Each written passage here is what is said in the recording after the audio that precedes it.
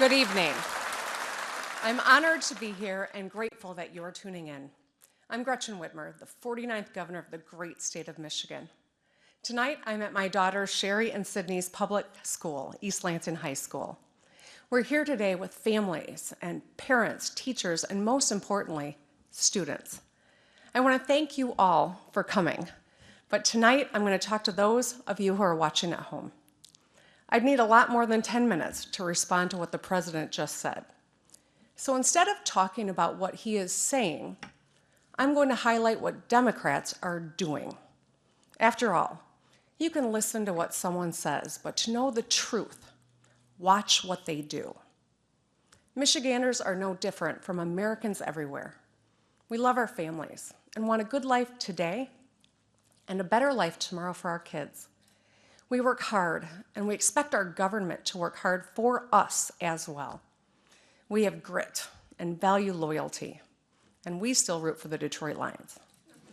We and all Americans might be weary of today's politics, but we must stay engaged. Our country, our democracy, our future demand it. We're capable of great things when we work together. We cannot forget that despite the dishonesty and division of the last few years, and that we heard tonight from the President of the United States, together we have boundless potential. And young Americans are proving that every day by taking action. That's what I want to focus on tonight. Monty Scott is 13 years old and lives in Muskegon Heights, Michigan. Monty's street was covered in potholes. They were ankle deep, and he got tired of waiting for them to get fixed. So he grabbed a shovel and a bucket of dirt and filled them in himself. During my campaign, people told me to fix the damn roads because blown tires and broken windshields are downright dangerous. And car repairs take money from rent, childcare, or groceries.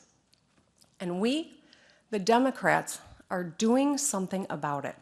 In Illinois, Governor J.B. Pritzker passed a multi-billion-dollar plan to rebuild their roads and bridges. Governor Phil Murphy is replacing lead pipes in New Jersey. All across the country, Democratic leaders are rebuilding bridges, fixing roads, expanding broadband, and cleaning up drinking water. Everyone in this country benefits when we invest in infrastructure. Congressional Democrats have presented proposals to keep us moving forward. But President Trump and the Republicans in the Senate are blocking the path. When it comes to infrastructure, Monty has tried to do more with a shovel and a pile of dirt than the Republicans in D.C. have with the Oval Office and the U.S. Senate. Bullying people on Twitter doesn't fix bridges. It burns them. Our energy should be used to solve problems. And it's true for healthcare, too. For me, for so many Americans, healthcare is personal, not political. When I was 30, I became a member of the sandwich generation. That means I was sandwiched between two generations of my own family for whom I was the primary caregiver. I was holding down a new job, caring for my newborn daughter, as well as my mom at the end of her brain cancer battle. I was up all night with a baby, and during the day, I had to fight my mom's insurance company when they wrongly denied her coverage for chemotherapy. It was hard. It exposed the harsh realities of our workplaces, our healthcare system, and our childcare system. And it changed me. I lost patience for people who are just talk and no action. So as a state senator, I worked with a Republican governor and legislature to expand healthcare coverage to more than 680,000 Michiganders under the Affordable Care Act. Today, Democrats from Maine to Montana are expanding coverage and lowering costs. In Kansas, Governor Laura Kelly is working across the aisle to bring Medicaid coverage to tens of thousands. In New Mexico, Governor Michelle Lujan Grisham enshrined ACA protections into law. Every Democrat running for president has a plan to expand health care for all Americans. Every one of them has supported the Affordable Care Act with coverage for people with pre-existing conditions. They may have different plans, but the goal is the same. President Trump, sadly, has a different plan. He's asking the courts to rip those life-saving protections away. It's pretty simple. Democrats are trying to make your health care better. Republicans in Washington are trying to take it away.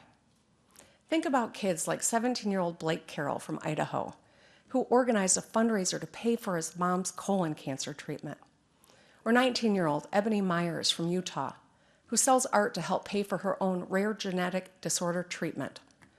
No one should have to crowdsource their health care, not in America. But the reality is, not everyone in America has a job with health care and benefits. In fact, many have jobs that don't even pay enough to cover their monthly expenses. It doesn't matter what the president says about the stock market. What matters is that millions of people struggle to get by or don't have enough money at the end of the month after paying for transportation, student loans, or prescription drugs. American workers are hurting. In my own state, our neighbors in Wisconsin and Ohio, Pennsylvania, and all over the country, wages have stagnated while CEO pay has skyrocketed. So when the president says the economy is strong, my question is, strong for whom? Strong for the wealthy who are reaping rewards from tax cuts they don't need? The American economy needs to be a different kind of strong.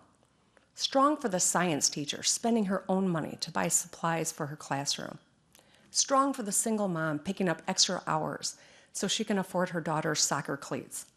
Strong for the small business owner who has to make payroll at the end of the month. Michigan invented the middle class, so we know if the economy doesn't work for working people, it just doesn't work. Who fights for hardworking Americans? Democrats do. In the U.S. House, Speaker Nancy Pelosi and Democrats passed a landmark bill on equal pay, another bill to give 30 million Americans a raise by increasing the minimum wage, and groundbreaking legislation to finally give Medicare the power to negotiate lower drug prices for America's seniors and families.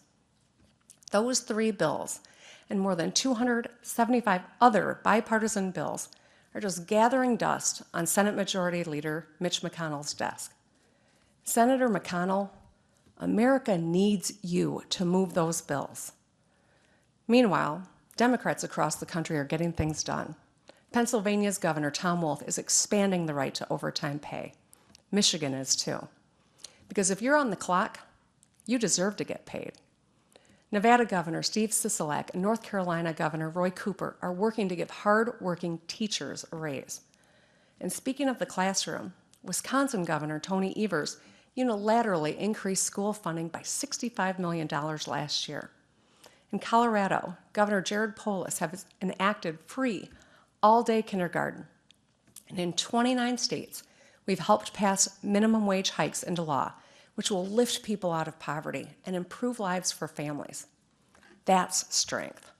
That's action. Democracy takes action. And that's why I'm so inspired by young people. They respond to mass shootings, demanding policies that make schools safer.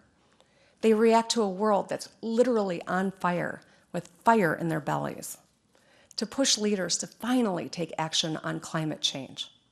They take on a road filled with potholes with a shovel and some dirt. It's what gives me great confidence in our future. And it's why sometimes it feels like they're the adults in the room. But it shouldn't have to be that way. It's not their mess to clean up. It's ours. The choices we make today create their reality tomorrow. Young people, I'm talking to you and your parents and grandparents. Democrats want safe schools. We want everyone to have a path to a good life, whether it's through a union apprenticeship, a community college, a four-year university, without drowning in debt. We want your water to be clean. We want you to love who you love and to live authentically as your true selves. And we want women to have autonomy over our bodies. We want our country welcoming, and everyone's vote counted. 2020 is a big year.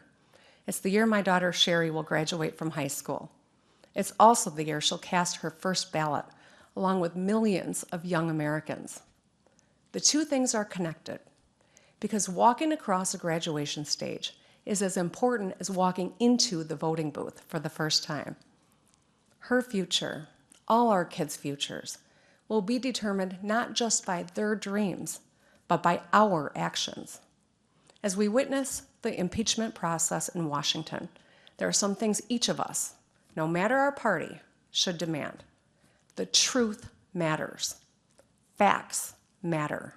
And no one should be above the law. It's not what those senators say.